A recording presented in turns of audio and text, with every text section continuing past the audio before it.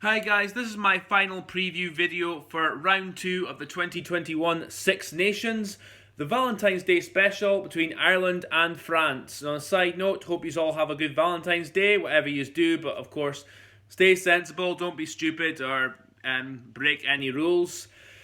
But I'm going to talk about this game now. Ireland have been forced into changes at halfback. Conor Murray has a hamstring injury, and Johnny Sexton failed his HIA assessment after he picked up a knock against Wales last Sunday. Not a massive surprise there, and I think for safety point of view, it's better that for his own health that he takes a wee breather for this one.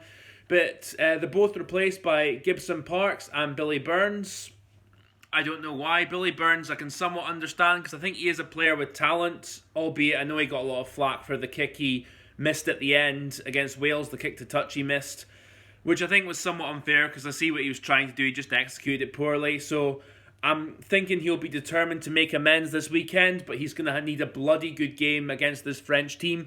Gibson Park, no idea why he's in the team, to be honest. John Cooney has been the form 9 in Ireland for the last couple of years, and he's been back to his best in his last few weeks for Ulster, but for some reason, Andy Farrell doesn't like him, so he's gone for Gibson Park as the 9 for this one. Conor Casey, who's Munster's reserve 9, but Irish fans have been telling me he's a prospect. We'll see how it goes. I've seen bits and pieces of him, not that much, but I would definitely put John Cooney in ahead of both of them to start with. And with regards to 10, again, I think Billy Burns at the moment probably the best option, but I know there's a young guy, Harry Burns, who Ireland are rating very highly as the heir to the number 10, and that's for the future, but at the moment it's Billy Byrne who's the number 10 for this match, and we'll see how it goes. Ian Henderson comes in, James Ryan, another one who took a head knock against Wales, and he's been left out of this match, with Ian Henderson coming in and taking the captaincy, as well as James Ryan's spot, and also Rhys Ruddock replaced the suspended Peter O'Mahony. No real surprise there, because Ruddock's been doing well for Leinster, so he deserves his place. Ian Henderson, on his day, as we all know, a quality second row forward. And with regards to him being captain, I don't know. I think Stevie J. Stander, pardon me, might have been a better option, but Ian Henderson, when he plays the game, he does try to lead from the front, so we'll see how he gets on. The rest of the Irish team pretty much the same, the team that started against Wales.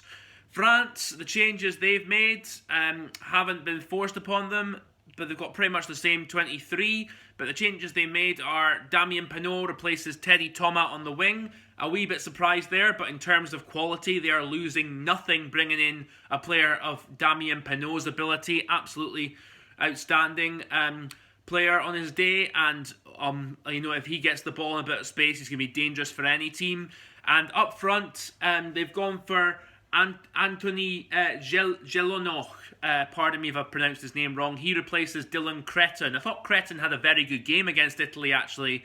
Maybe he's a bit, fitness-wise, maybe not as there as he could be. Who knows as to why he's been dropped. I would have stuck with Cretin at 6 because I thought he was good against Italy, but they've gone for Gelonoch, again, pardon the pronunciation, as the 6 there.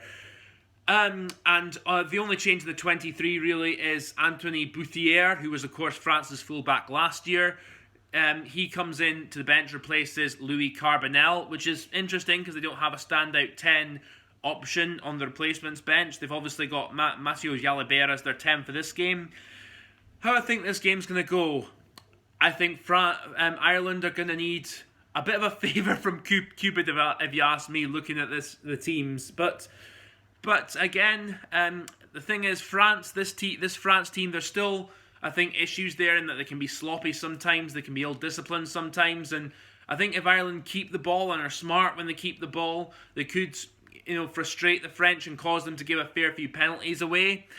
So that's the tactic really Ireland need to employ, keep the ball as much as possible, and if they are giving the ball back to France, make sure it is as far in France's half as possible, because France, when they get the ball, they will be looking to be as dangerous as possible. And this is where Ireland, especially the back row, need to work their socks off for the full 80 minutes, because they cannot give this French team a platform, because if they get a platform, then Antoine Dupont gets an armchair ride. And Dupont, I've run out of superlatives for the guy. He's been absolutely fantastic for the past year and a bit.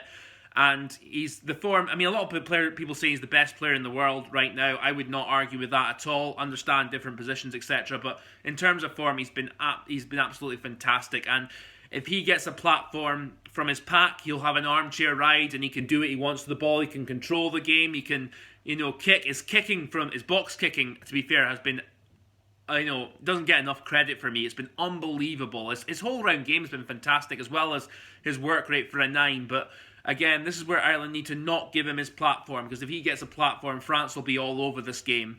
So that's where Ireland, I think, needs to try and target the set piece, because from the French's point of view, I don't think their line-out is still as strong as it could be. Marchand, I still think he's got improvements to make with his throwing as a hooker, and the line-out itself can have its moments where it goes a little bit wobbly, so that's definitely where Ireland can target. Ireland, I think, need to at least neutralise the French pack to make sure, again, Dupont doesn't get a platform, and obviously at the breakdown as well, legally slowing the ball down as much as possible. I know I'm talking about this game a lot from an Ireland perspective. What France need to do really is, again, they need to make sure they're at least solid in the line-out, make sure they're trying to drive Ireland back at the scrums, get quick ball at the breakdown as much as possible, and give Dupont the platform he can to play and to bring other players into play as well. I'd like to see more from Halibert as well at 10. I think he's a good playmaking 10, but also I think with regards to controlling a game, he's not quite there yet. At the moment, he's got Dupont inside him as his 9. He's a little bit lucky because he can get away with that a bit more. But when Dupont needs a bit of help from his 10 to control the game, just ease the pressure a bit, I'm still not convinced Halibert is the answer there, but he needs to step up. But we'll see on Sunday, like how he does there. And also, I'm interested to see how this French centre pairing do. And we obviously know of Gaël Fickou, but Arthur Vincent at 13. He had a very good game against Italy. This will be a different test against Ireland's centres of Ringrose and Henshaw.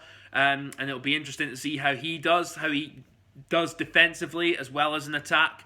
That's going to be really, really key, I think, to this match, because Henshaw and Ringrose both had excellent games against Wales. They'll need to step up again this week, and I think they actually look to target France's centres just to test them out a bit, see how they do. But that's we'll see what happens, and expect to see a bit of kicking in this match as well. Hopefully none of the ping pong rubbish which we don't like to see in games of rugby. But it's going to be an interesting one. Ireland's record at the Aviva, obviously fantastic.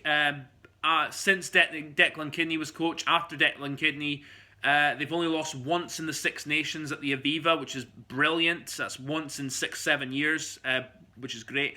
But I think France, on paper, definitely have the advantage. But I think France are going to win this one. I think it'll be 3 to 5 points. I think it might just have a little bit too much for Ireland in the end, but who knows? Sort of if France are coming to this game fairly sloppy and a bit naive with how they play, then Ireland have every chance. But again, I'm going to predict France. That's all I've got to say, really, guys. Thank you very much for listening. Looking forward to the weekend. Hope you have a good weekend, a good Valentine's Day. Take care of yourselves. Enjoy the rugby and whatever else you get up to. Thank you very much for listening to my videos, and I'll catch you later on.